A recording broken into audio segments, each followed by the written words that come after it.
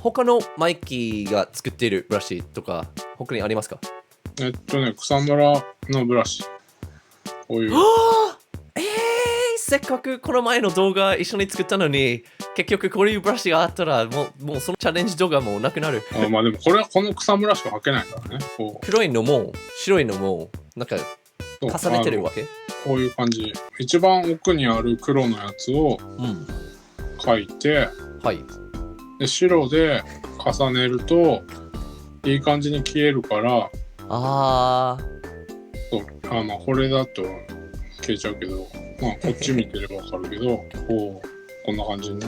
これ色黒と白になるんですか？赤とか。基本は黒と白になってる。でその後でなんか調整とか自分の色に。描画色に塗りつぶすっていう機能があるから、例えばオレンジにして塗れば、まあこれ白もまとまっちゃうけど、あっちで全部オレンジになる。いいな、なるほど。じゃあ例えば色ついてる漫画とか表紙とか最初の3ページだけとかこうやって塗っといて、で描画色に塗りつぶして緑にできるから。いいね。でまあこっちのまた緑をちょっと薄くしてこうやっといて、またあっちにするとちょっと色の違う緑がいいね。もう少しリアルっぽくなりますね。そういろいろできると思います。かっこいい。草むらも種類いっぱい作ったから、低めの草むらのブラシも作ったんだよね。こういう。確かにこの前のチャレンジ動画書いてた時になんか手前にある草の種類とか後ろにある草の種類とかそう分けましたね。一応分けて作ってあるんで、こういうのをいろいろ調節して入れたりしながらやると、なんかそれなりにリアリティのある草ができます。いいね。特に私にとってこれがなんか漫画のいいところ、背景も人物もストーリーも全部集中して自分でゼロから書く必要は特にないですね。面白い話を作るためにたまにチームになって一人はストーリー一人が絵で、あとは別のチームになって主人公だけ書いてで別の人背景書いて、なんか全然ルールはないですね。背景書く時間がない人とか背景ちょっと得意じゃない人とか、あと何でもないシーンただ後ろで何かないと寂しいとか、こういうのは使ったらいいですね。そうね、こういう素材で埋めるのも手段の一つだとは思います。まあ、あとはモブ、その他大勢の人たちのやつかな。これがこういう学生のモブ一つの線だけ描いてもう完璧、もう完成した絵に見えますね。あとはまあ顔の中身入れたかったら自由に入れてもいいし、色とかも塗りたかったら塗ってもいいので、一応ちゃんとね、こうやって後ろにキャラの後ろは白に塗ってあるから重なっても重なるのよ、ちゃんと線が被らなくて。例えば顔を描くんじゃなくてその、なんか目のところ影だけとかそれでもいいと思う。あとはこの辺もかな、同じ盛り上がってる人とかね、試合とか。そういいね。これ用に作ったからね。なんかキングオブファイターズ思い出す。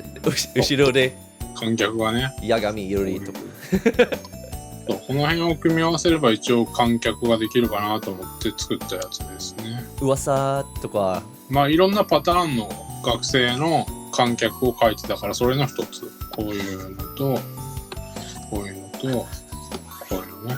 大きさは自由にブラシサイズと。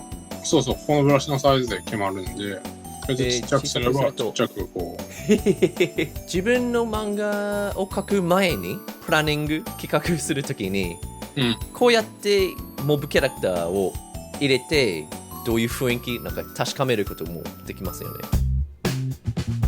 軽く棒人間とか描いてもらって後ろでなんか雰囲気だけのモブキャラクター今なんか何か描いてもらえますか？そうだね、なんかまあっていうか今日見せてくれたブラシを合わせて何かシーン作ってもらえますか？ブラシ合わせ難しくない？完璧した漫画じゃなくてこれから作る漫画のワンシーンなんかプランニングするため。まあちょっとシーンをいちいち考えるのもなかなか大変やけど。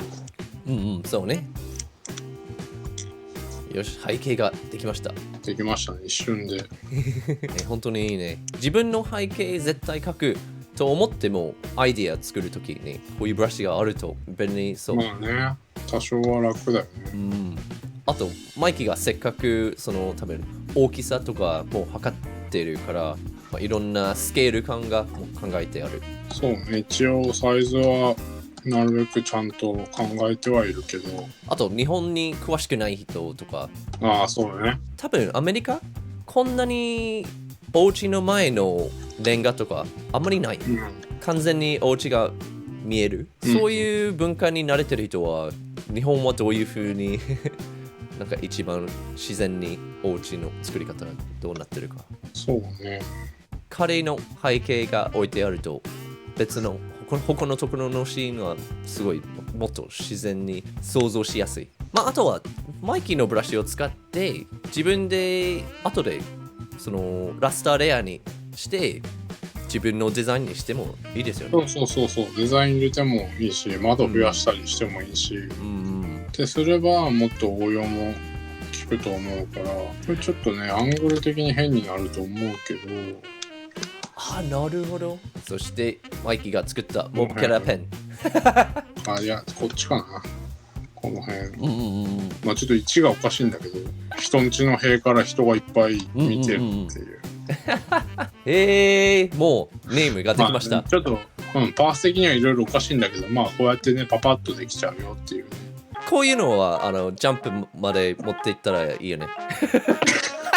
内容がないから内容はびっくりしてる。びっくりマンはあるからダメで使っちゃう。いるの？あるシールにあるから。そうなんと私遅く生まれました。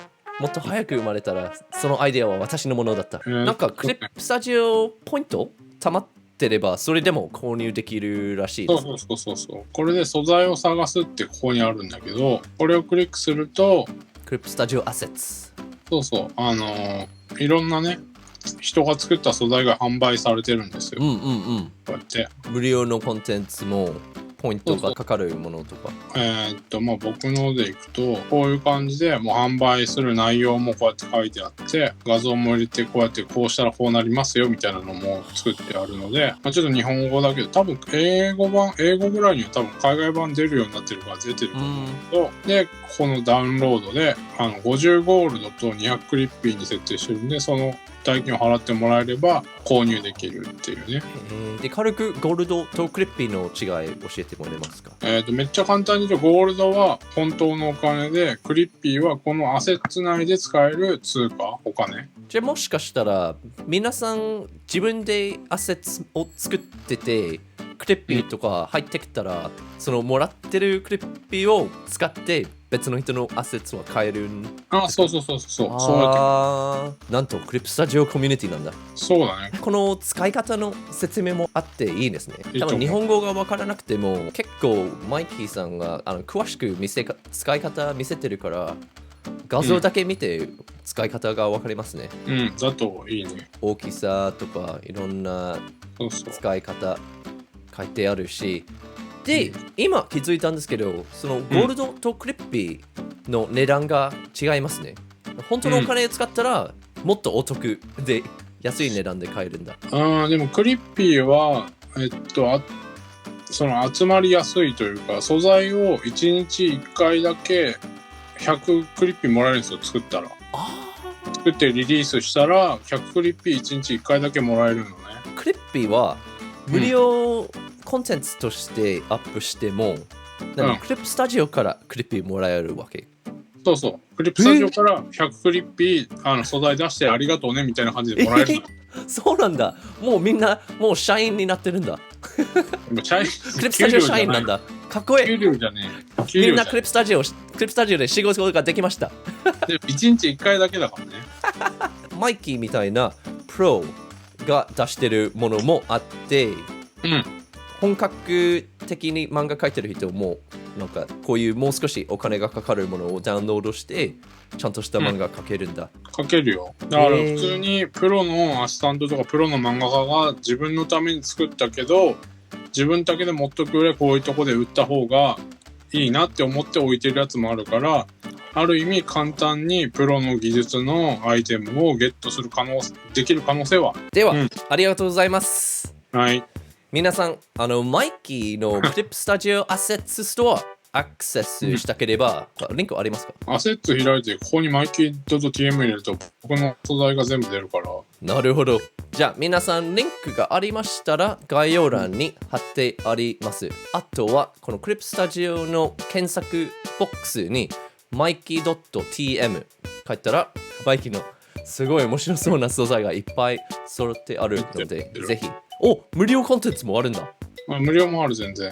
かっこいい。この素材、まあ販売してますっていうのと、あと Twitch うん。やってるので、まあ最近始めたばっかりであんまりそんなたくさんはやってないんだけど、あるので、マイキーがストリーマーになりました。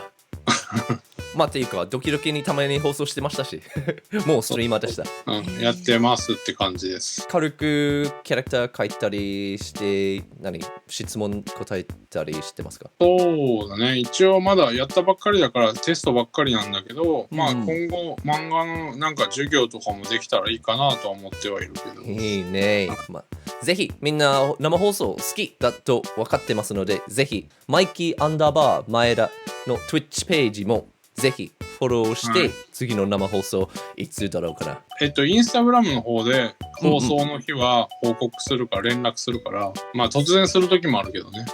そうね。みんなそう。生放送はそんなもの。やっと時間ができました。よし。生放送。そう。あとはマイキーのチュートリアル本はまだ Kindle に出してるので、ぜひそれもリンク貼ってあります。はい。お願いします。チャンネル登録お願いします。お願いします。バイバイ。バイバイはどうした？バイバイ。やったそんないる？いる。